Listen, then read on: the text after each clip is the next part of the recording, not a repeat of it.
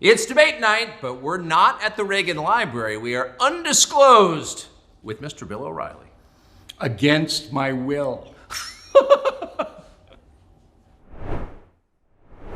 Bill O'Reilly, what a pleasure this is. Thank you for doing it.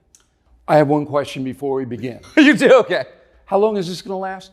Quite some time. Oh, quite. Because I know these X things and they're like some 4 days. They go on forever. Yeah. Yeah, it's like a deposition. Shave in the middle of them. You know? With no lawyers. Right. So you got canned exactly 6 years before I did, almost to the day, from Fox. How's your life? Well, first of all, what was that like, and how's your life been since? Well, I don't see it as getting canned. I got furloughed. I like that word. Good. Furloughed. See, I've been in this business almost 50 years, and I've worked for CBS, ABC, King World, Inside Edition, and now Fox. And then I did all the local stuff. I worked local. So I understood what most television news people don't, that you are expendable. Yeah. I'm sorry to Sylvester Stallone, but you're expendable, okay? And so when bad things happen, I kind of expect that, even though I was the ratings leader and all that. Once the boss at Fox News, Roger Ailes, left the operation, everything changed.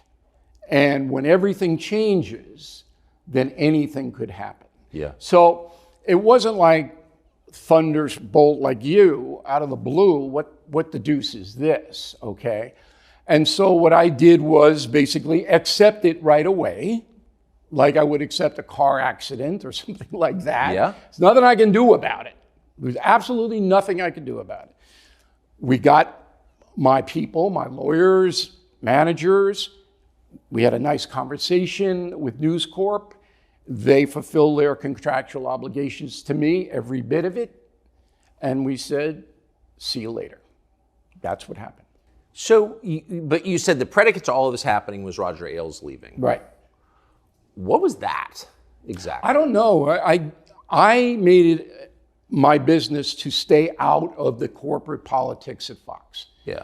So in 20 years plus that I was working there, I saw Rupert Murdoch 7 times. Yeah. In 20 years. That's it. I didn't have anything to do with that side of the business. Now, Ailes would call and yell at me from time to time that I said something stupid. And I would say to him, if you're going to call and yell at me when I say something stupid, that's going to take up most of your day, every day. All right, so why don't you just pick your spots here, you know? I didn't have any kind of corporate relationship, so I didn't know. Even with Ailes? Oh, the Ailes was news analysis relationship. Yeah. And news gathering. Did you respect him? The guy was a giant.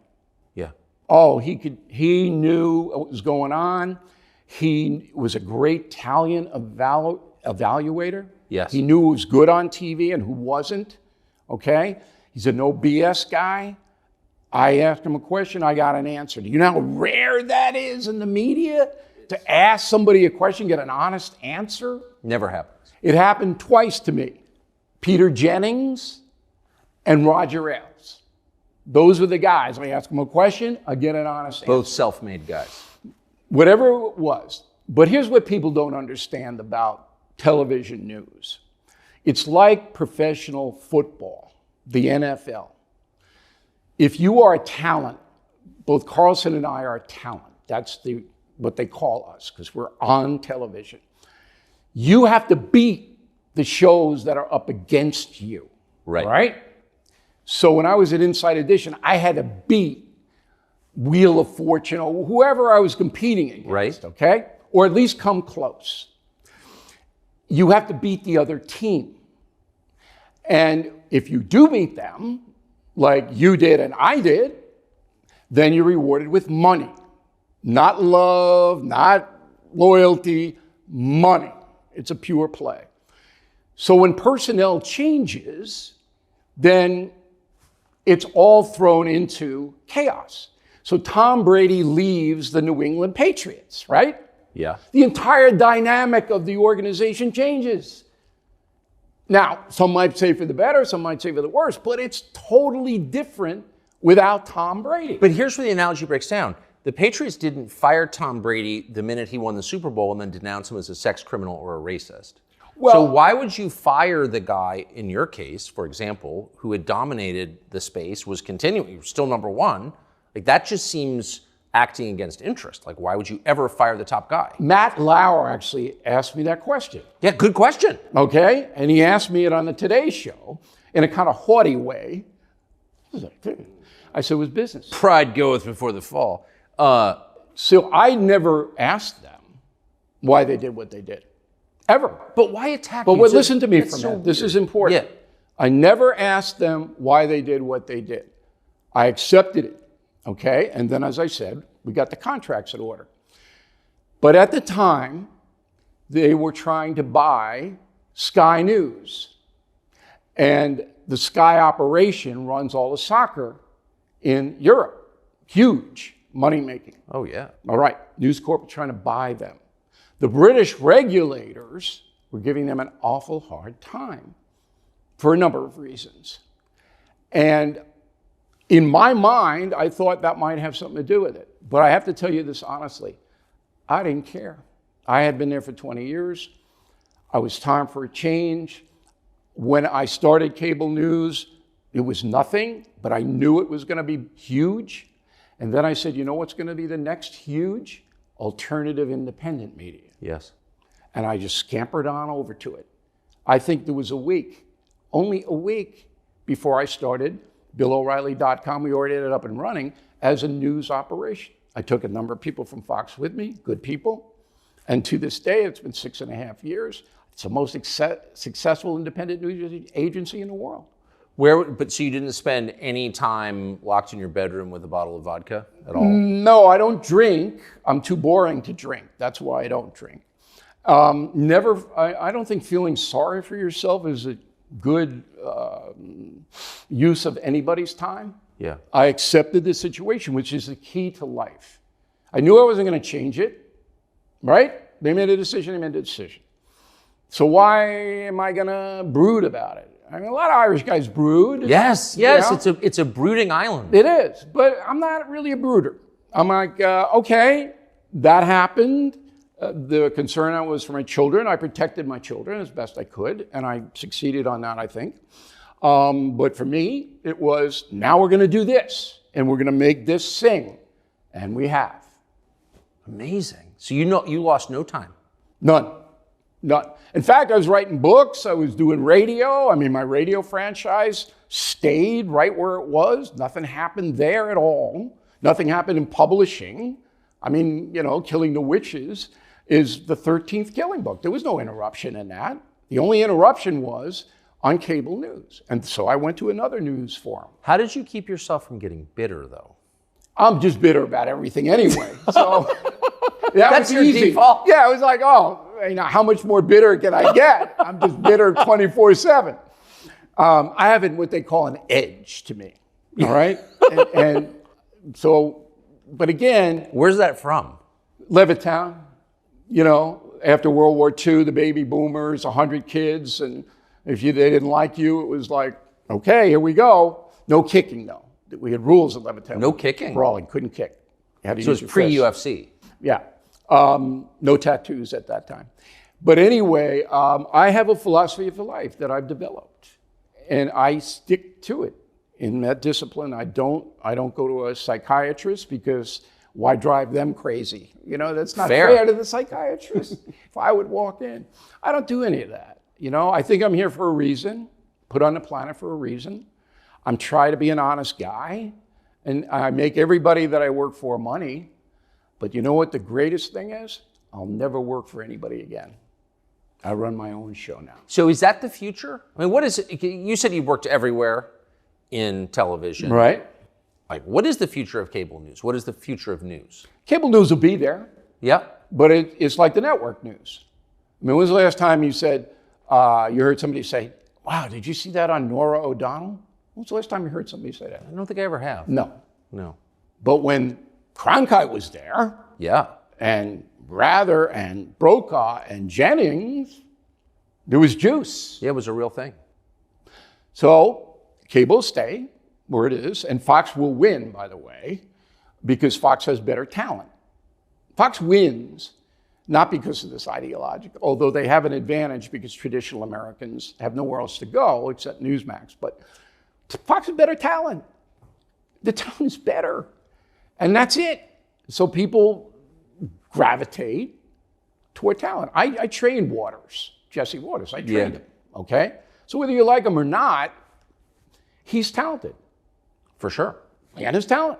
Hannity's talented. He can deliver a broadcast. Did you give Jesse advice before he started? Hey, I only give advice when people ask me. Yeah. So you yourself have never asked me for advice. But that's totally false. Did I give you some advice? Slept to your no, that is totally when I took over Greta Van Susteren, I waited in the ante room of your office. Yes, I did. It was in fact, Ailes told me, go kiss O'Reilly's ass, and that's the first thing I did. A man never stands so tall as when he stoops to kiss an ass. What did I tell you? You said it's a very treacherous business. Mind your own business. Just stay in your own lane. Do your thing. Okay. I thought that was good advice. Yes, right? It was. Okay. I'm sorry, but I'm old now, so I forget things. Right? What's your name again? Jen Griffin. I have to add, I just can't resist, and I don't mean this as a criticism because I actually love it, but the most famous video on the internet is you. Shot off camera in a previous job before Fox. What am I doing? Going live? Is that You're going live. We'll do it live. Okay. We'll do it live. Fuck it. Do it live. I'll write it and we'll do it live.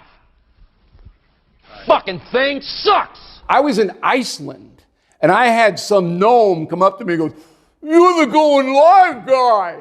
I said, "What?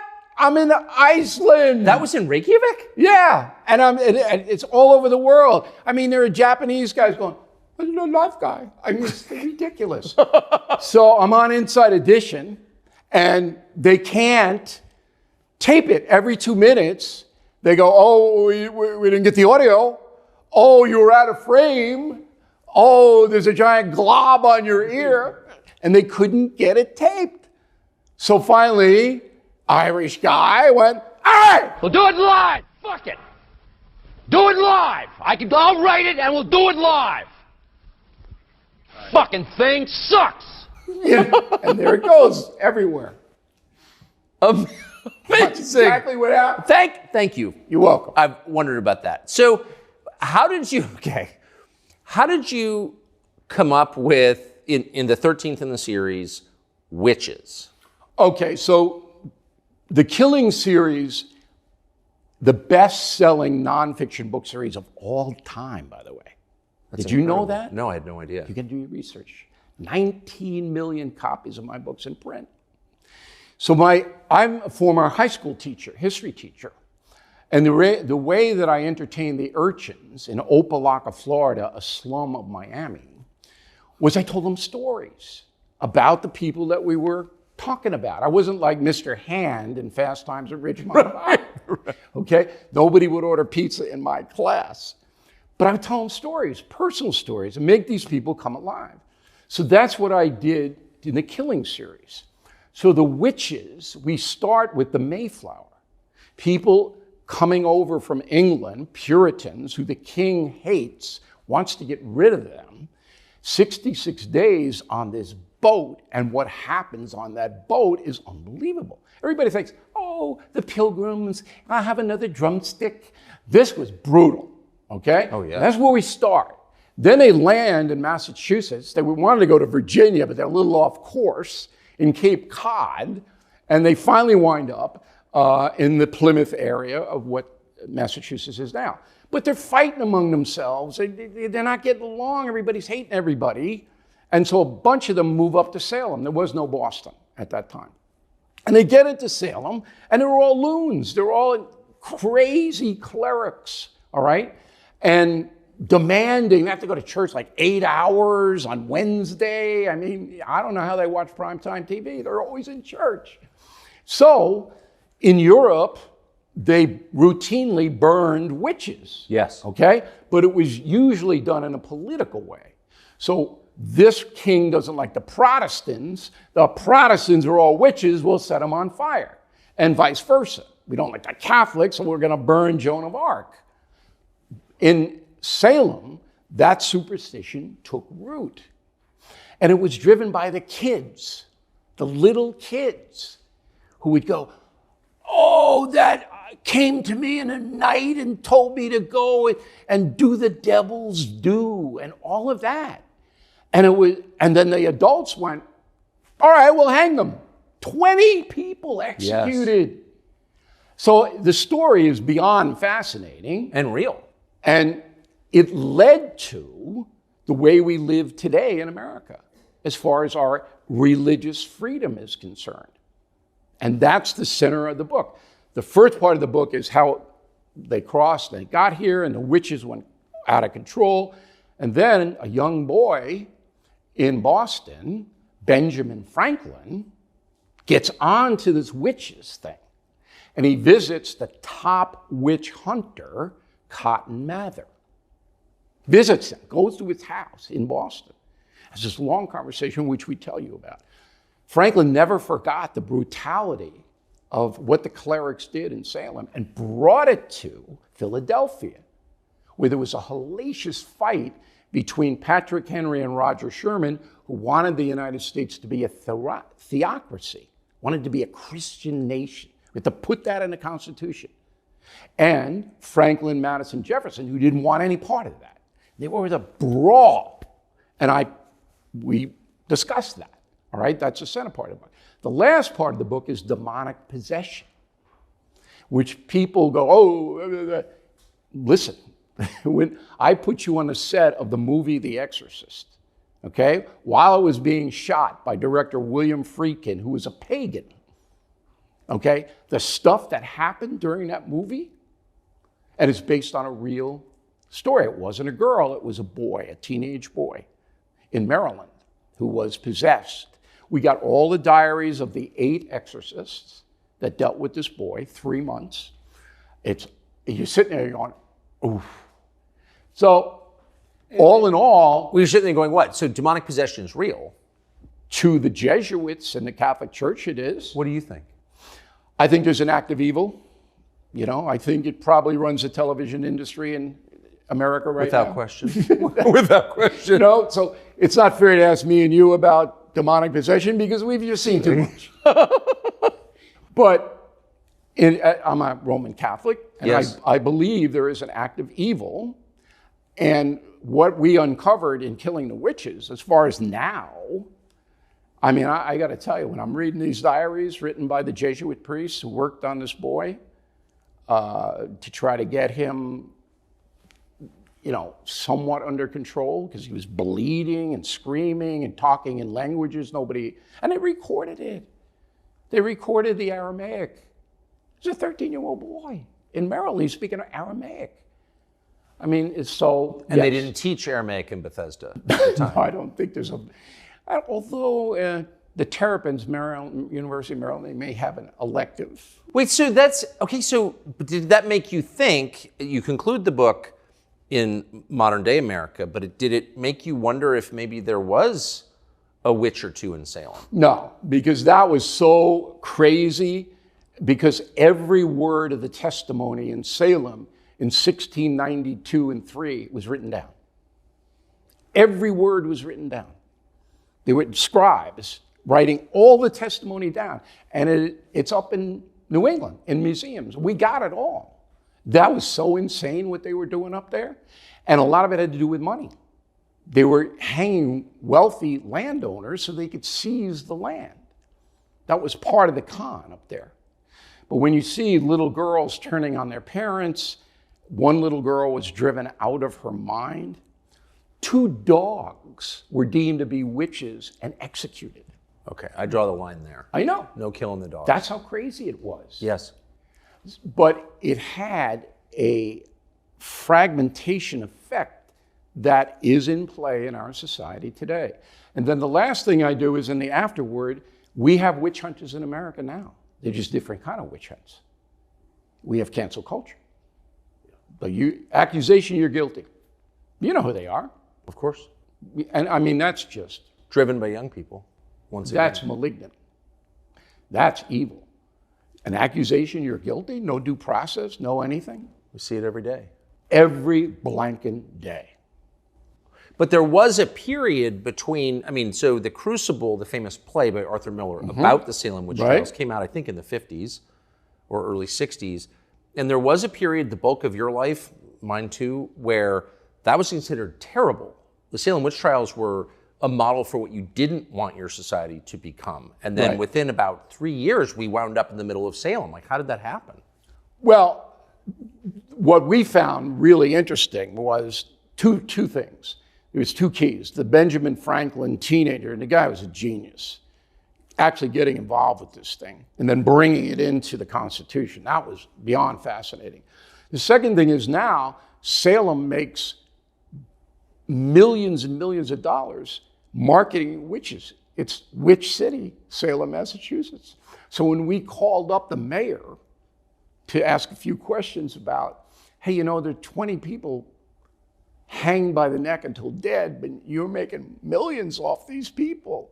Nobody would talk to us in Salem. They wouldn't talk to us because it's uneasy. Yeah. They're making big money off the bodies of these innocent people who were strung up by these crazy clerics. Amazing. So I got to ask you about a previous book in your series about the murder of JFK. So at the time, I remember you were attacked for being like a conspiracy nut for suggesting the Warren Commission wasn't fully accurate. Do you feel vindicated, however many years later? We did so much meticulous research on killing Kennedy, and we got, for the first time, the FBI reports about what actually happened. So many people have made so much money off this assassination by saying, oh, it was this, and it was a grassy knoll, and then it was Fidel Castro, and then they got a... We basically just went right down the line, but I couldn't answer one question, and to this day it drives me crazy. Lee Harvey Oswald shot Kennedy. Right. Okay? He did it.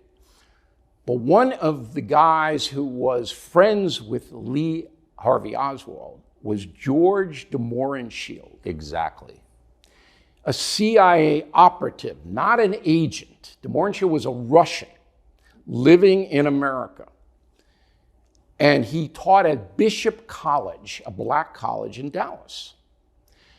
And de Mohrenschildt, Lee Harvey Oswald was a crude, uneducated man. Yes. Could barely put sentences together. De Mohrenschildt was an aristocrat. White Russian. Right. Why was he hanging around with Lee Harvey Oswald? Why? Like the second he and Marina came to the United States, he was connected with... Boom. Now, there was a Russian expat society in Dallas. Yes. It's true. And you would say, okay, hi, how are you? Maybe you have a little supper on May Day, whatever they're doing, okay? But this guy was hanging with Oswald. And I can't find out. And then de Mohrenschildt commits suicide. Yes. When the church committee investigators approach his home in Palm Beach, Florida. Blows his brains out. His daughter is still alive. I'm not going to say where she is, but we know where she is. I have done everything in my power to try to get that woman to tell me what the hell George de Mohrenschildt was doing with her father. It's the one piece I can't put together. So the last several administrations have kept classified thousands of pages of CIA documents related to the assassination. Seems pretty clear that the CIA had a much larger role in this than they admitted publicly. Well, they were tracking Lee Harvey Oswald, and they picked him up in Mexico City when he tried to get a visa to go to Havana. They knew him. There's no doubt about that the CIA was on their radar scope. But to take it further, you need more hard evidence, and the only guy who had that, other than maybe CIA guys who are all deceased, is de Mohrenschildt. What do you make of Jack Ruby, the lone gunman who killed the lone gunman? Ruby knew he was going to die. Okay? He had cancer. Yeah. So he wanted to go out in a blaze of glory. That's the kind of nutty guy he was. So he knew all the cops in Dallas. And he was around, so they let him waltz right into the police station. Didn't pat him down or anything. He puts out, he kills Oswald. He just wanted to go down in history as being a big shot. So you don't think he was part of any larger network? No. Nope. He's a low-level mob guy. He is a local thug, ran strippers. That's what he did. Do you, I mean, that whole period, 63 through 68, saw 3 big political assassinations. And we haven't seen one in the years since. Do you worry that, given the volatility of American politics, that we're going to enter a period of that kind of behavior again? I think we're way behind that now. Here's what we're in. With Joe Biden's administration, the second worst president in American history. Who'd be the first? James Buchanan. And I know you know, James Buchanan allowed the Civil War to happen. Yeah. Okay, 4 years, he sat on his butt. He didn't do anything. The people in the South were attacking federal agents, burning down depots, stealing guns. He didn't do a thing. Worst president by far. We're in the age of disorder now. America has entered the age of disorder. And it's because of the progressive movement. President Biden, in my opinion, is diminished mentally. Yes. Doesn't know what he's really doing from day to day. And you can see that in his public statement. Pretty evident. Yeah. Right. The progressives like that because the people who control him inside the White House can tell him anything and he'll do it. Who are they, by the way? Well, Klain and Rice were the two in the beginning. And then their assistants have taken over. Names escape me at the moment. You'll never see them, ever. But they basically tell Joe what to do and say. So this open border policy, which is insane, literally insane, okay? This has led to massive death with the fentanyl problem, destruction of cities like El Paso, whole cities evaporated, chaos in New York, where you've got buses of migrants being attacked by citizens who don't want to move into their neighborhoods. There isn't anything good about this. And immigration law says this should not be happening, but Biden won't enforce the law because the progressives don't.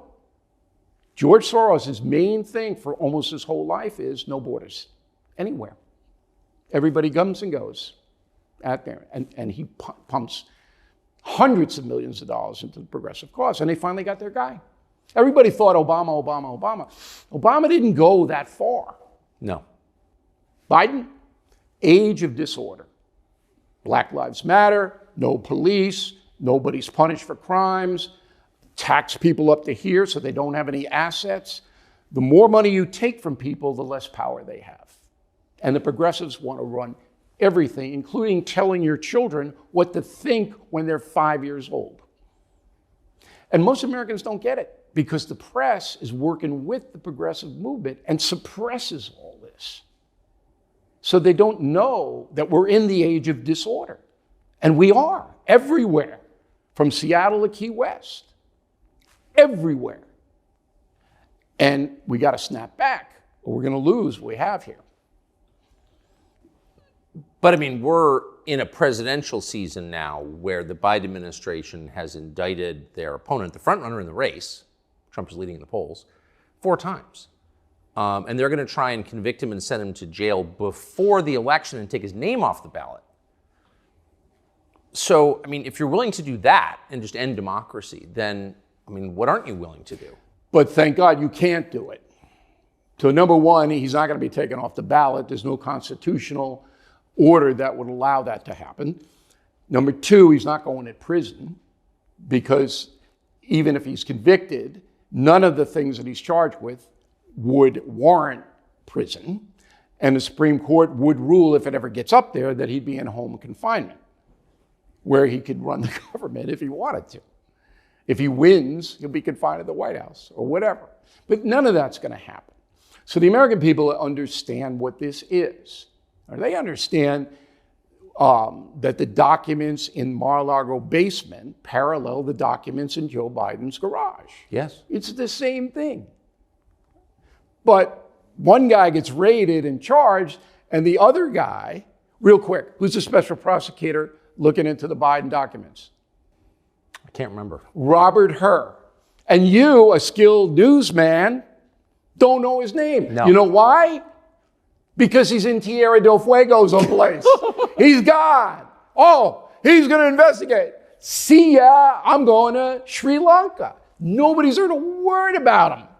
Does it really take 9 months to figure out why Joe Biden illegally, because he's vice president, had no right to take anything, had documents in his garage? Does it take 9 months to do that? No. Has Joe Biden been interviewed? No. Has Jill Biden been interviewed? No. I think they should interview Hunter Biden because Hunter Biden probably tried to sell the documents to someone. That's a joke. That's a jest for you Media Matters people watching now. Okay? So American people know the fix is in. Now, that doesn't excuse Donald Trump for taking the documents. I don't know why he took the documents. He's never going to read the documents. Why did you take them? And when they asked for them back, why didn't you just give them back? Just make a copy of them if you want to write a book or whatever and give them to the archives. He's annoyed. It didn't feel like it. Yeah. I don't know. But anyway. So what happens? I mean, Trump gets elected? Trump could get elected, sure. Absolutely. But the system, the entire federal bureaucracy, the biggest system in human history, has decided we're rejecting this organ. We don't want this. So, well, they decided that in 2016. Yeah, exactly. And look what happened. But see, that's the diminishment. You asked about cable news earlier in the interview, and I said it's still going to be there, but it's not going to be what it was. Right. It's not going to have the influence that it had. Okay? It's the same thing with the federal government. It's going to be there. But now, if you're indicted, people look at the indictment and they go, we know why this is happening. Most people do. And so, it looks like Trump's going to walk into that Republican nomination with no problem at all. That's what it looks like right now. Do you think he'll be writing Killing Trump at some point? I wrote it, The United States of Trump, and I wrote that book if you really want to know who he is and how he got that way. Right. You read The United States of Trump. But so you don't think we run a risk of entering like an actual period of chaos? We are in the chaos now. Yeah, it seems Carlson. that way. It seems that way. We're there. But do you think if Trump gets elected that he'll be able to stand in Washington on January 20th, 2025 and accept the presidency? Look, Trump will do what's best for Trump. I've known him more than 30 years. That's what he's going to do. So if it's best for Trump to stand there on Inauguration Day and give a speech, he'll do it. But what Trump can do, if he's elected, is stop the age of disorder. Yeah. He can stop it. You could close the border tomorrow. All you have to do is write an executive order that says we are suspending all requests for asylum for 6 months until we can get this thing under control. Put some troops down so there. We're not taking any more. We could do that tomorrow. Trump knocked it down about 80%, the migration across, by making a deal with Obrador. And I know this because I was in on that deal. And I said to Trump, and I've never said this before, but Carlson's kind of like a hypnotist. He looks at you and you get hypnotized. So I'm going to tell you something that's interesting. I never call Donald Trump, but he's a friend of mine.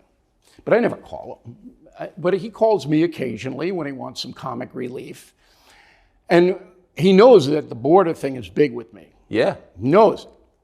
And the cartels are super big. So I wrote a book called Killing the Killers. And in the book, we chronicle how Obama and Trump assassinated the worst jihadists on the planet. We take it step by step by step. And the reason they're allowed to do that is because they declared the Revolutionary Guard of Iran a terrorist group. So they whacked Soleimani, the head of it. And if you read Killing the Killers, we have every second of what happened. All right? Okay. So Trump gets wind of the book. I don't know if he read it or not, but we're talking about it. And I said, why don't you do that with the cartels? Just designate them terror groups. They're killing more Americans than these jihadists ever killed. Then we're killed in Vietnam every year. Right. I said, just slap the designation on them. And then you can wax them from space with the drones and send special forces into Acapulco and cut their heads off. Okay? And what are the Mexicans going to do about it? Nothing. So the negotiation started. okay? And Obrador went nuts. The president of Mexico. He says, no, you can't do it, you can't do it, you ruin my administration. So Trump, as his want, makes a deal with Obrador. Obrador promises to put Mexican army on a border with Guatemala and on the border with the United States, which he does. Cuts the migrants down 80%. Also, he gives Trump all kinds of trade preferences that helps the economy. Remember, inflation when Trump left was 1.4%. And it was that way because the imports coming in from Mexico and China and other places were so low, it drove down all the prices. Right. Trump did that. Trump did that. Because everything with Trump is a deal. It's always a deal. So I said to him, so you gave up the designation of terror group for that? He goes, yeah. I said, we won't do it if you do X, Y, and Z. I couldn't argue with it. Helps the economy in the United States, drops migration 80% in his last year. He was an effective president. Not an ideologue, doesn't believe, he's a populist, not a conservative, doesn't have any of that stuff going on. No. It's deal after deal after deal after deal. That's how he controlled Putin. But he won't tell me what he has on Putin. But I know he has some. Why do they hate him so much in Washington? What? Why do they hate Trump so much in Washington? Because Trump doesn't respect them. He's not in awe of them. Washington, as you know, because you live there, is all about the cocktail parties. It's all about the social invitations, mingling with the powerful, going here, going there, Cafe Milano. Oh, I had dinner with Senator so-and-so tonight. That's what it's all about. Trump didn't care about those people at all. And he wasn't respectful to them. No. I mean, you know, he looked at the FBI and the CIA, and he didn't fear or respect them, and they didn't like it. That's what it was all about. You said that you've been in this business for almost 50 years. Started when I was 7 years old. How long are you going to do it? I don't know. That's a good question. I work way too hard for my age. Most of my friends are riding around the villages and little golf course. You know, I mean, you know, and I'm looking at them. It's not too bad. You know, they're out on the beach. You know, I'm working my butt off every day, and I'm going, why am I doing this? Why are you doing it? I don't know. I mean, I have a mission. I said earlier that I'm put on the planet for a reason. I know I was. And that's why you have to accept bad things that happen to you, because they happen to every human being. There's a reason that it happens. You don't know the reason, but there's a reason. So I'll do this as long as I feel that I'm doing good. Let me give you an example. So on BillO'Reilly.com, which is our nexus, that's where we live. We have all kinds of stuff going on there, and people should check that out. We have a concierge membership. You pay a little money, but not a lot. You get direct access to me. You can email me anything you want, including problems, bad things that are happening to you. Do you get weird emails? Well, I have a staff that Yeah. sets the weird emails on fire. I don't see the weird emails, okay? That's a rule. But I help those people when they need help, because most people have no blanking clue how to negotiate the system. I know how. So we get some heartbreaking letters. People who have cancer and their children are doing this or that, and I can usually guide them to a place. And in some cases, we intervene to help them. That, to me, is why I do this. So we have... Wait, people can email you directly with their personal problems? That's right. And it's...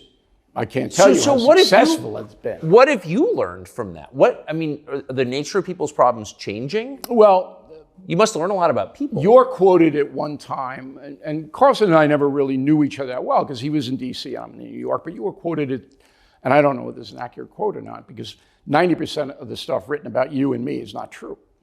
But it was like, oh, O'Reilly's a populist, but if it ever comes out that he's an elitist masquerading as a populist, his career will be over. That's what you were saying to your staff, according to one dispatch. Untrue.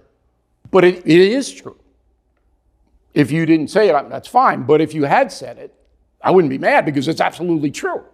I made my whole success looking out for the folks. That's what I do. I couldn't care less about going to the parties or any of that. So the point is that we've developed a program to help individuals on BillO'Reilly.com, concierge membership, and we do help them. So that's a worthy thing for me to stay in the game. That's amazing. No, it's not. It was just... What are people's biggest problems? Health, money, sex, job? They don't know how to negotiate life. They're not taught in school or by their parents. In life in America, particularly in the age of disorder where we are now, you need three things. Have to have them.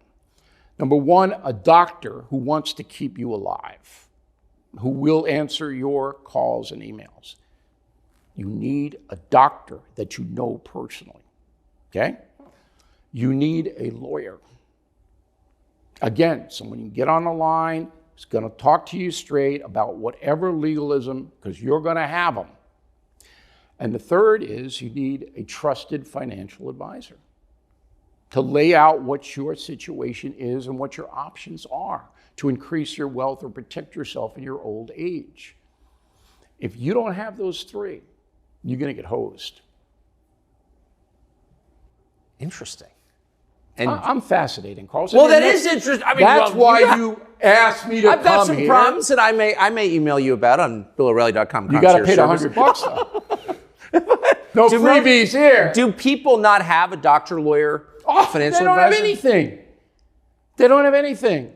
And they don't have a lot of assets. But how do you find it just on the doctor thing? I've got a lawyer because I have no choice, financial, I guess. But I don't trust doctors. Okay, but you know someone, I'm sure, who had a medical difficulty and whose doctor came through, and you do it by referrals. I have the greatest doctor on the planet. Woman cares about me, cares about my children. And you children trust go her? there. Yeah, because they're friends, they're blood. But it took me a while to find that person. It just doesn't magically appear. I've had my finance guys for 40 years. I inherited them from my father. And attorneys, I got way too many of them because believe me, you mess with us, we're coming. We're coming at you. We're not taking it. That's over. But it was a lot of research, a lot of trial and error. I had to fire some people. I had to walk away from some people. But loyalty is very important to me, loyalty. And I give it back, by the way. Any of these people that are helping me, we'll help them if they ever need it. Last question, and I appreciate this. Last question. So everybody hates the media, and that hatred, I think, is well-deserved. But since you spent your life in the media, name a couple of people who you think are the good guys, well-known people, everyone's familiar with, who you've come across during your life and career, who actually were decent people. Are there any? Yeah, there's tons of them. 2 days ago, I went to a Billy Joel concert. I grew up with Billy Joel. And he is a megastar, and he's the same guy. We had a bunch of laughs backstage and stuff like that. I mean, there are so many. Wow. One of the good things about my career is I know everybody. I know everybody. And I'm not a schmoozer and all that, but there are a lot of good people. There are people, but in the media today, the problem is they're all afraid. Yeah. See, the reason that you were successful and that I was successful is very simple. At 8 o'clock on the Fox News channel, nobody knew what we were going to say. So whether they liked us or they hated us, it didn't matter. That son of a bitch, I want to find out what he's going to say tonight. That was it. Now, talent's afraid. Across the board. They say the wrong thing, they did this, did that, and the bad guys know that. The media matters, people, they know it. It goes viral like that. You know what CNN did to me on Friday? Right after Murdoch announced that he was stepping down as the chairman, CNN ran a montage. And the montage was designed to have their audience believe that Fox News is racist. Okay? Racist! Racist! You were in the montage. I'm proud. Okay. So what they did was they took a bunch of clips, maybe 10 clips. And one of the clips was me saying that slaves were well-fed and had decent housing. That's all they used. O'Reilly endorses slavery. That's all they used. Stupid. This is primetime CNN. That's it. You know what that discussion was about? Michelle Obama gave a lecture saying that slaves built the White House. Okay? And it got a lot of controversy.